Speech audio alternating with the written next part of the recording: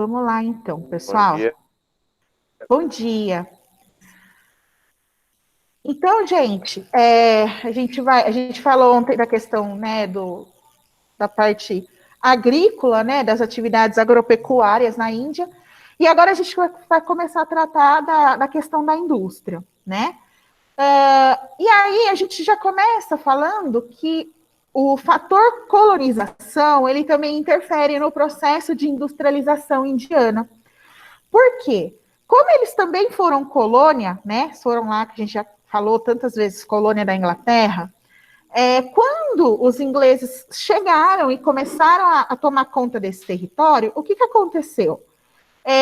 Já existiam, né? Como todo o processo de colonização, já existia gente vivendo ali, já tinha uma sociedade construída, e as atividades também já aconteciam ali, né? Atividades, inclusive atividades econômicas. Quando os ingleses chegaram, já existia ali um processo produtivo, não chegava a ser um processo industrial ainda, mas era um processo produtivo através ali de artesanato, que resultava num tecido, né? Então era uma atividade têxtil, resultava num tecido de alta qualidade e que os povos indianos, o povo indiano comercializava com o mundo, né? Quando os ingleses chegaram e viram que essa estrutura estava construída, que isso já existia ali, e que o produto era de tanta qualidade que poderia ser concorrente da indústria têxtil inglesa, né? Porque quando a gente fala da Revolução Industrial, num primeiro momento, há um predomínio dessa atividade, né, da produção de tecido. Então, a Inglaterra, ela vendia tecidos para o mundo todo. Que acontece? O que aconteceu? Quando eles viram que aquele tecido produzido na Índia poderia fazer concorrência com o tecido que era produzido pelos ingleses, o que eles fizeram para eliminar a concorrência? Eles desmontaram esse processo produtivo, tá certo? Então, para eliminar a concorrência, eles simplesmente fizeram com que aquela estrutura produtiva que já existia deixasse de existir. Eles foram desmontando. Fernando, pode falar. A Eloá comentou no grupo de sala que ela não vai conseguir participar da aula, pois ela está no médico. Ah, tudo É bem. só esse Obrigada, recado. Fernando. Ok, obrigada, viu? Vamos lá. Então, até o momento da independência, a indústria não tinha se desenvolvido muito na Índia, justamente porque os ingleses se preocupavam em manter a sua característica de dominante no setor industrial, que era o que acontecia naquele momento, né? Então, ao invés de fomentar, né, que a indústria se desenvolvesse naquela sua colônia, eles evitaram o máximo que eles puderam que esse desenvolvimento acontecesse. Bom, então esse é um dos aspectos que ajuda a gente a entender o atraso que aconteceu no processo industrial da Índia. Assim como aconteceu no Brasil, a gente fala que a industrialização indiana, ela também é uma industrialização tardia, né? Por quê? Primeira pergunta, que século que aconteceu a Revolução Industrial lá na Inglaterra?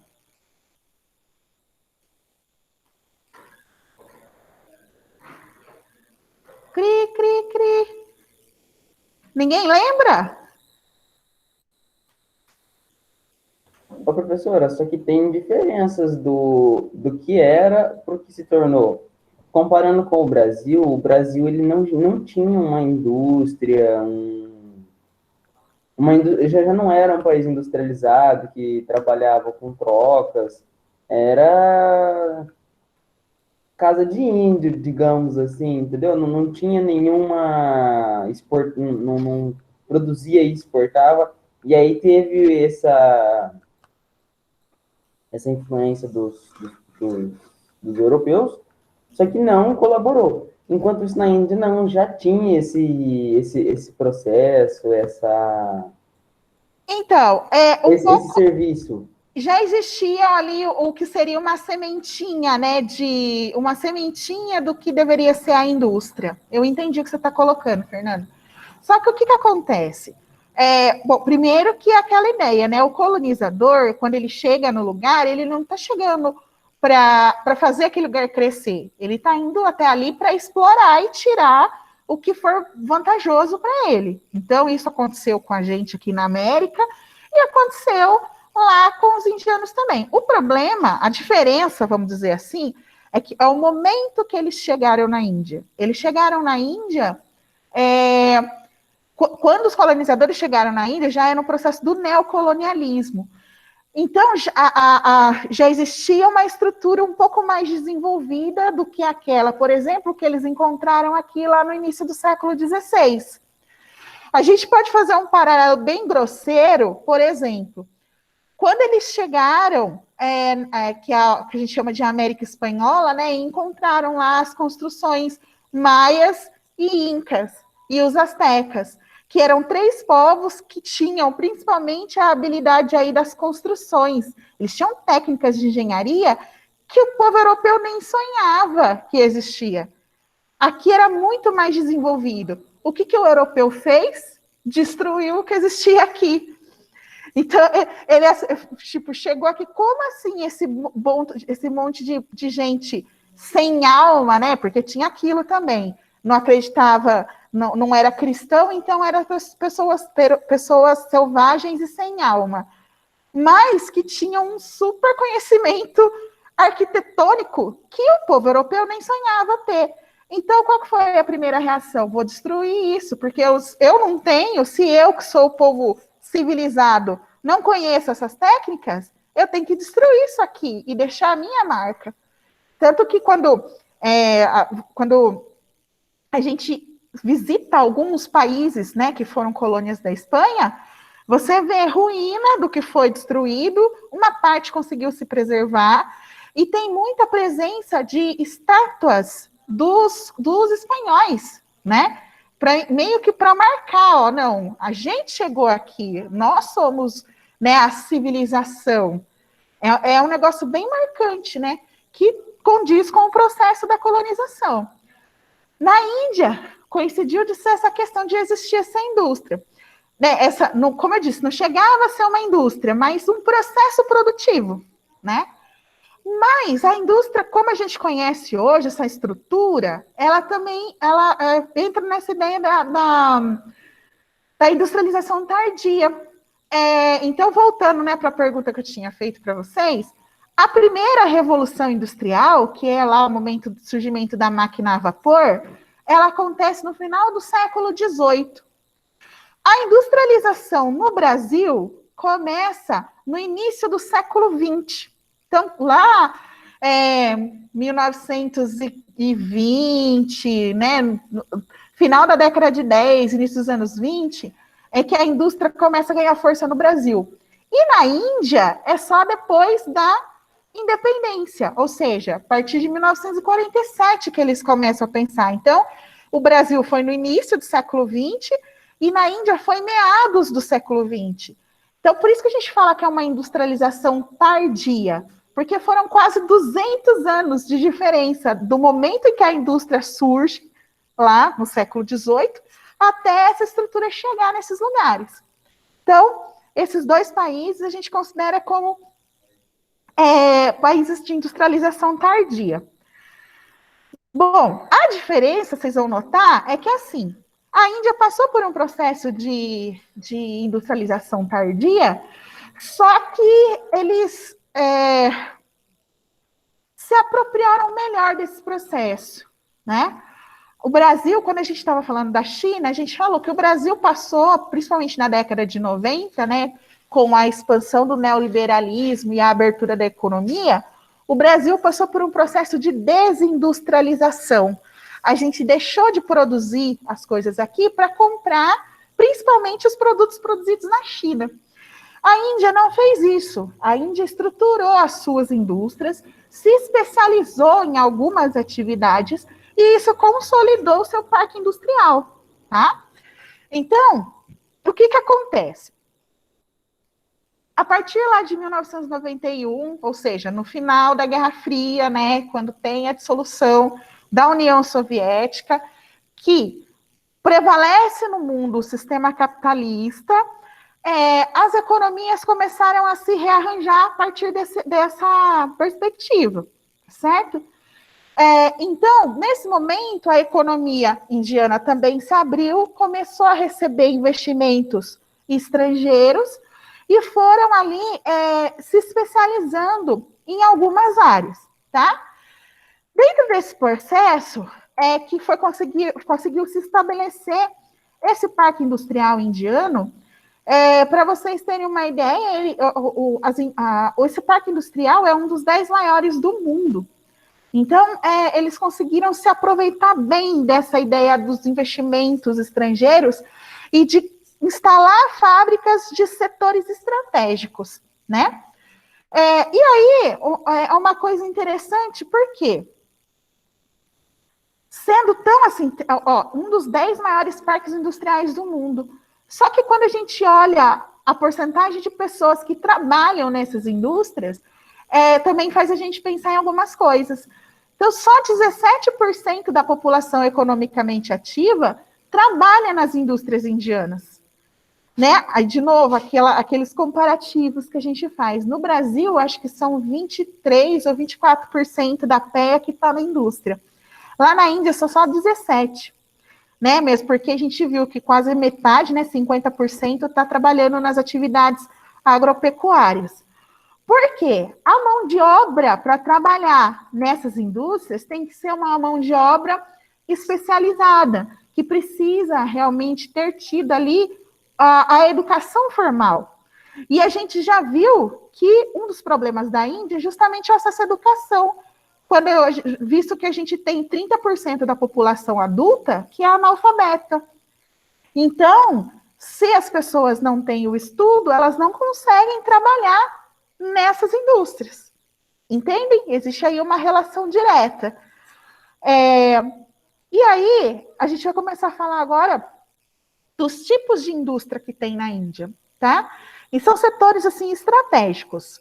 E, geralmente, que demandam aí de alta tecnologia, como a geração de energia nuclear, e aqui a gente já abre parênteses, né?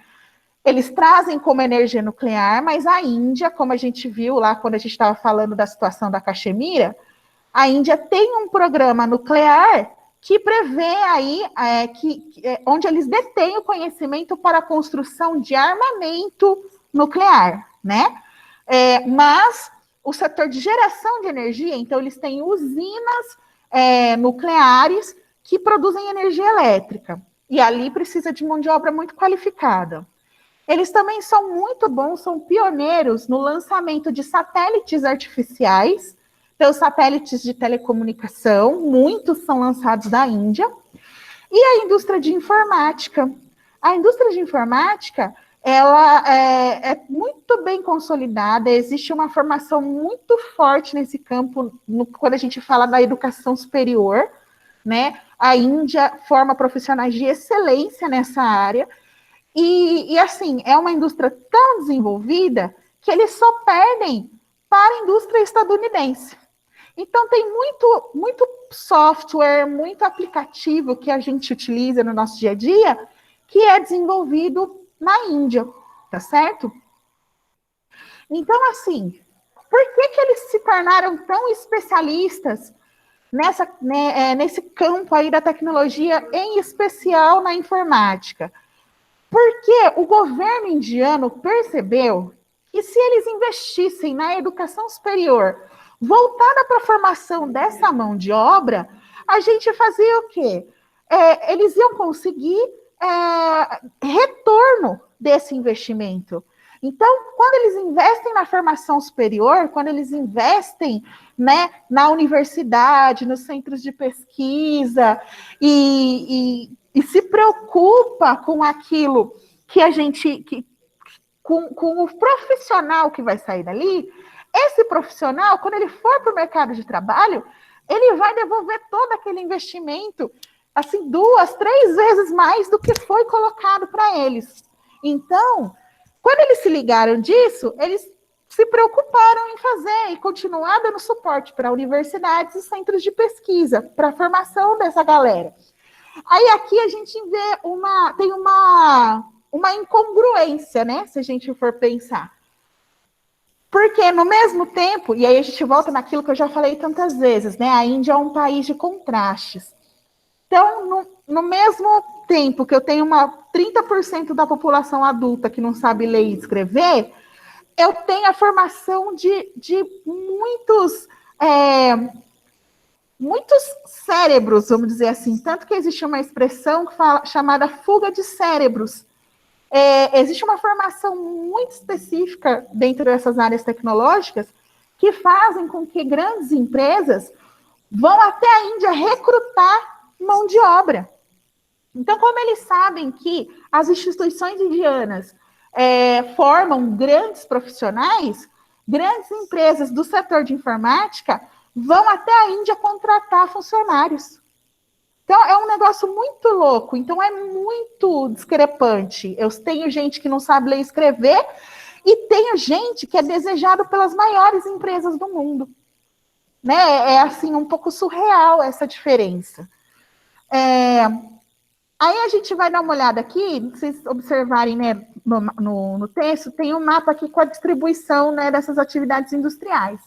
Então, eu vou mostrar para vocês a região onde está ali, onde seria o Vale do Silício indiano, né?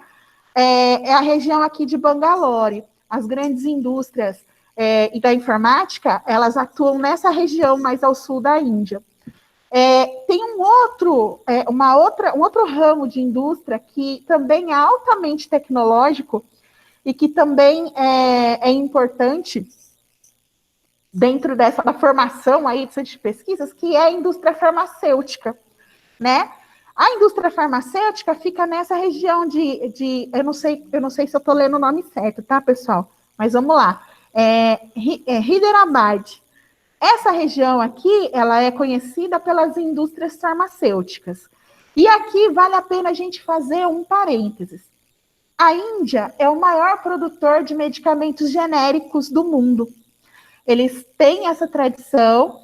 Então, assim, é muito natural que a Índia sempre lute pela quebra de patentes. Primeira coisa, quando eu falo quebra de patente, vocês entendem o que eu estou dizendo? Sim, de fazer o genérico tirando as marcas fora. Isso? O genérico é a ideia da gente não ficar preso à marca, mas a patente, vocês sabem o que é patente de um produto? Não, quando você registra ele e ninguém pode produzir um produto idêntico, ou então com o mesmo nome, não sei exatamente, mas é isso. Geralmente, patente é assim, se você descobre alguma coisa nova ou inventou um produto novo e aquilo é viável comercialmente, ou seja, você pode ganhar dinheiro com aquela sua invenção, tem lá o registro da patente, porque se eu descobrir, né, um remédio novo, por exemplo, já que a gente está falando de remédio, eu descobri um remédio novo, sei lá, que vai curar o câncer. Eu vou lá, registro, a patente é minha, fui eu que descobri. Vamos dizer que o Fernando tem uma fábrica de remédios. Eu só descobri o remédio, eu só sou a cientista que descobriu. O Fernando tem uma fábrica de remédios. Se o Fernando quiser produzir o remédio que eu descobri, claro que ele vai ganhar muito dinheiro, porque todo mundo quer um remédio desse. Só que para ele produzir e ganhar muito dinheiro, ele vai ter que pagar uma parte para mim, que sou a dona da fórmula, a dona, né, da descoberta. Então, todo produto patenteado é isso. Para que a gente produza, quem está produzindo tem que pagar os direitos para quem descobriu aquele produto. Tá certo? Então, voltando. A Índia defende a quebra das patentes. O que isso significa? Ela defende que quando se descobre uma coisa que pode mudar a vida, né, principalmente aí dentro da indústria farmacêutica, que pode ajudar muito na cura de pessoas, ela busca a quebra das patentes para quê? Para fazer o custo de produção do remédio ficar mais baixo Assim o remédio fica mais barato e as pessoas podem ter acesso a esses remédios com mais facilidade. Faz sentido isso para vocês? Vocês entenderam a lógica? Porque... Sim, professora. Oi. Sim. E olhando aqui no mapa, aqui tem bastante ponto de mineração, de extração. Isso não é importante? Sim, é importante, a gente já vai falar. Na sequência, a gente vai falar dos outros setores importantes aí da indústria. É que esses dois, o da tecnologia e a farmacêutica, são os dois mais fortes. Tanto é, né, só completando o raciocínio aqui, a ideia das quebras de patente, eu toquei nesse assunto, porque não sei se vocês viram alguma notícia sobre isso, a Índia está liderando, né, na ONU, o pedido pela quebra das patentes das vacinas contra a Covid. Por quê? Quebrando a patente, então abre-se a fórmula, qualquer laboratório que tenha estrutura para produção de vacina pode produzir, o custo vai ficar mais barato e a gente vai ter vacina mais rápida, né, em quantidade para poder distribuir pelo mundo. Então, existe ali um movimento liderado pela Índia em busca da quebra das patentes da vacina. Porém, existe, obviamente, né, quem descobriu a vacina e está ganhando um dinheiro bacana com isso, vai resistir, eles não querem perder a vantagem econômica, né? Então, fica aí uma disputa, vamos dizer assim. E aí, estou falando tudo isso porque a Índia, o Parque Industrial Farmacêutico da Índia, a Índia é o maior produtor de vacina do mundo. Eles têm a maior capacidade de produção está na Índia. Então, de novo, faz sentido que eles busquem a quebra, porque a própria indústria deles poderia fazer essa produção. Tiele, pode falar. Pro, você defende a quebra de patente? Eu acho que tem setores que são interessantes para se pensar. Vou dar um exemplo para vocês. Os medicamentos que combatem o HIV. Durante a década de 90, a gente teve um ministro da Saúde aqui no Brasil, chamado José Serra. Não sei se vocês já ouviram falar dele, ele já foi governador do estado de São Paulo, e ele era ministro da Saúde do governo do Fernando Henrique Cardoso. Durante a década de 90, o José Serra liderou um movimento de quebra de patentes dos medicamentos, né, que eu falo que é o coquetel anti-HIV, né, que é todos os remédios que a pessoa portadora do HIV precisa tomar para prolongar aí a sua vida, para ter uma vida normal, né? Ele liderou e ele conseguiu derrubar essas patentes. Isso fez com que o custo desses remédios caíssem muito, e no caso do Brasil, todos esses remédios, eles são distribuídos para os portadores do HIV de maneira gratuita. Então, isso possibilitou a redução dos custos do remédio e possibilitou que o Sistema Único de Saúde, o nosso SUS, pudesse oferecer esses medicamentos para as pessoas de maneira gratuita. Então, nesse sentido, é interessante a quebra de patente. Se você está garantindo o acesso do medicamento para todo mundo que precisa, não é um mau caminho, né? Então, assim, eu trouxe esse exemplo, Thierry, para você pensar como que isso seria, né? Na verdade, não é nem um exemplo, é uma experiência prática, né? A gente já viu quais os benefícios que a quebra de patente pode trazer, tá certo? Isso vale para qualquer coisa? Não, acho que não é qualquer coisa que a gente quebra a patente. Mas tem alguns setores que acho que talvez a gente devesse considerar, né? Mas, gente, também tem uma outra coisa muito importante. O que eu acho, o que eu não acho, não importa muito para vocês, não, tá bom? O importante é vocês entenderem os conceitos e vocês mesmos, como seres inteligentes e pensantes que são, tirarem as próprias conclusões de vocês. Sim, beleza? Você passou de uma forma imparcial, fez um comentário e cada um interpreta de uma forma. Isso, né? Porque vocês todos são, como eu disse, seres inteligentes e pensantes. né? Eu só trouxe um exemplo para vocês pensarem. Vamos lá. Bom, então, a indústria farmacêutica da Índia é super forte também. Mas além dessa questão da formação tecnológica e científica, que é muito investido, que tem muito... Gente, não sei, vocês ouviriam os gritos aí, vocês abstraiam, tá? Porque a gente está na escola. Vamos lá. Eu perdi o que eu estava falando. A formação científica e tecnológica que estão empregada, né, dentro dos institutos, vão causar aquilo que eu falei, né, a ideia da busca da mão de obra especializada lá nessas universidades. Então, empresas do mundo todo procuram buscar mão de obra na Índia.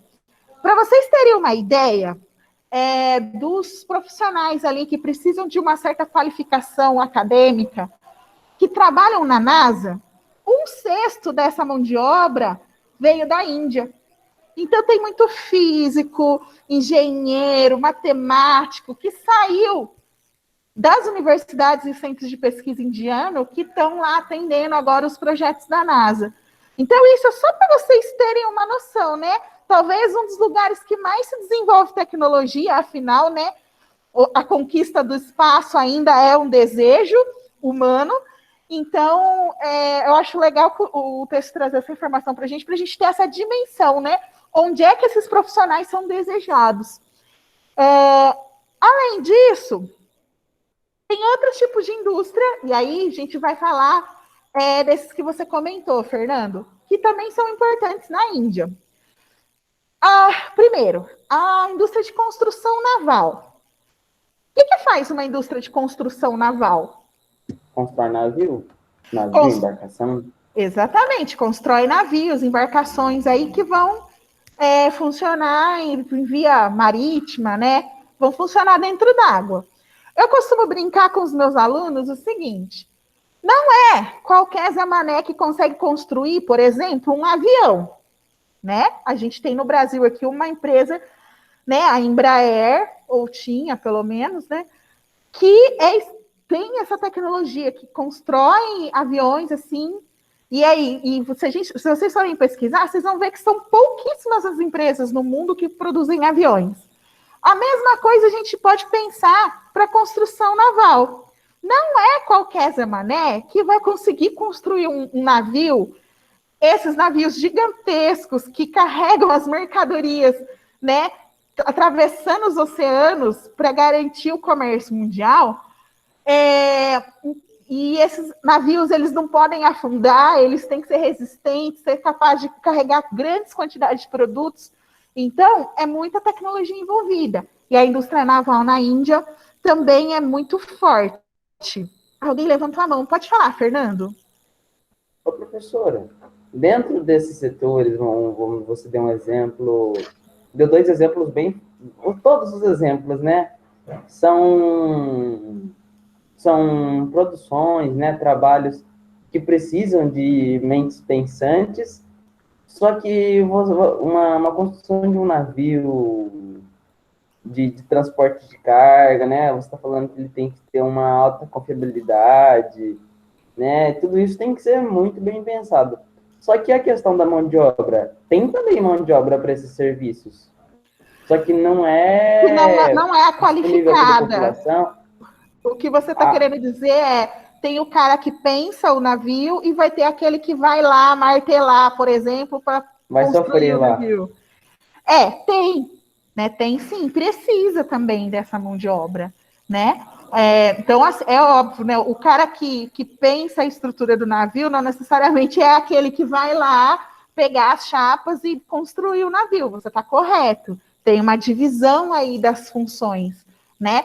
Mas ainda assim, por exemplo, eu posso dizer para você, com certeza, dentro da indústria de aviação, e eu faço paralelo, que eu acredito que na indústria naval seja do mesmo jeito.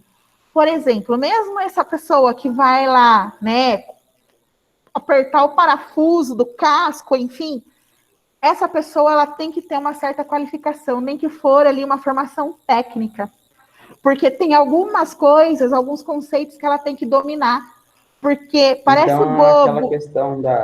Pode falar. Aquela questão de grande parte da população não ser alfabetizada, aí fica mais descartado ainda. Fica. Porque ela precisa ter, as pessoas nesses setores precisam ter ali um certo grau de conhecimento. De novo, vou dar um exemplo bobo, né? Se você aperta o parafuso de um jeito e tinha que apertar do outro, aquilo pode comprometer toda a estrutura do navio, por exemplo. E, às vezes, é necessário que quem está lá apertando o parafuso saiba que se ele apertar do jeito errado, vai dar problema. Então, aí precisa, sim, de alguma formação, entende? Então, aí, de novo, a gente, como você falou, esse pessoal que são os analfabetos, eles ficam de fora desse setor produtivo também, porque falta esse conhecimento para eles.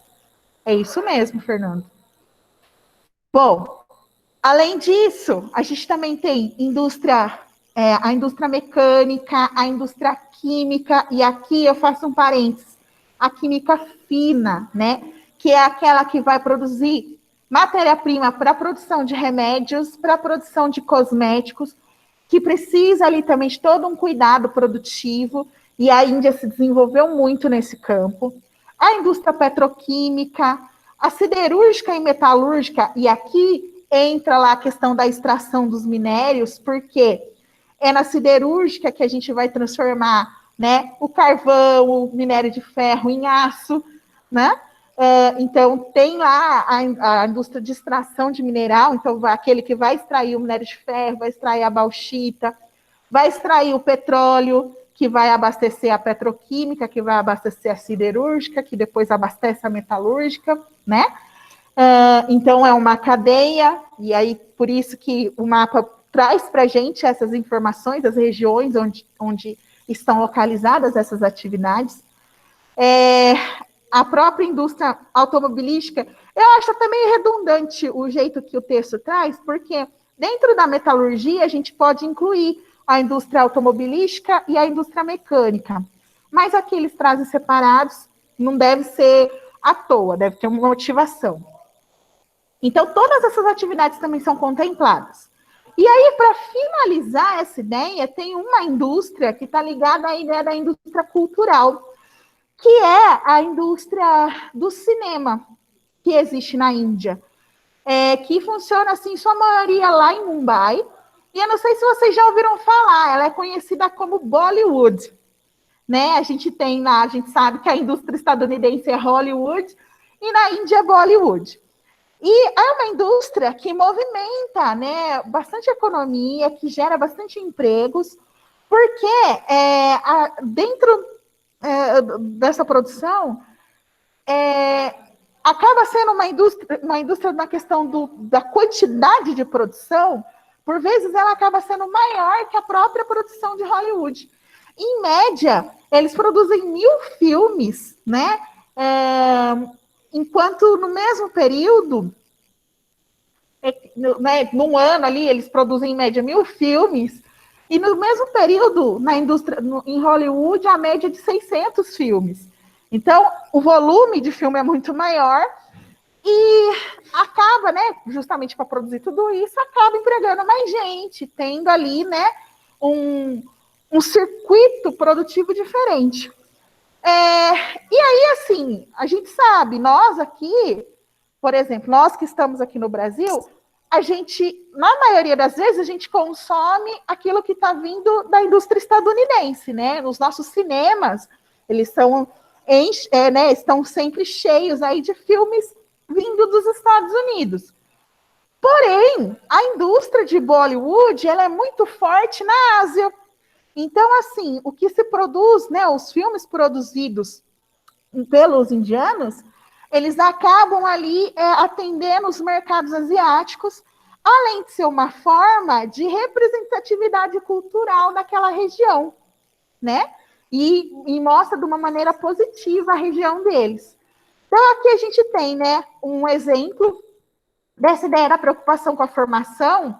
Aqui são alunos do ensino médio tendo o primeiro contato ali com ferramentas tecnológicas, porque é aqui que eles começam a identificar quem são aí as possíveis cabeças pensantes que vão ocupar as universidades. A gente tem também uma imagem de uma linha de produção automobilística, que eu acho que isso não deve ser inédito para vocês, acho que todo mundo já viu em algum momento. E ele traz para a gente aqui também um cartaz, né, de um filme dessa indústria do cinema indiano, também para ilustrar, né? Então, a indústria indiana, ela é bem diversificada, mas, deixando claro, acho que isso ficou bem claro para vocês, eu sei que eu insisti bastante, na ideia da presença aí dessa questão tecnológica. Isso é muito forte para eles. Gente, até aqui tudo bem? Sim, pronto. Então, pessoal, com isso a gente, finalmente terminamos a Índia, tá certo? Eu vou parar aqui a apresentação. A gente já terminou. Agora, a gente terminou a aula, eu já vou colocar para vocês, então, a última atividade para a nota deste bimestre, que é sobre China e Índia. Gente, atividade super curtinha, são 5 questões, vocês vão poder consultar, né, os textos, vão poder consultar a anotação de aula, vão poder voltar nas gravações da aula, vocês podem consultar as coisas da aula. Pelo amor de Deus, não vai pegar a resposta na internet, que é onde vocês se lascam. Tá? Eu já falei isso, estou falando de novo. Procura onde eu estou falando para vocês procurarem, que é mais fácil. Mas tudo bem. Então, eu vou deixar a atividade, vocês fazem, entregam.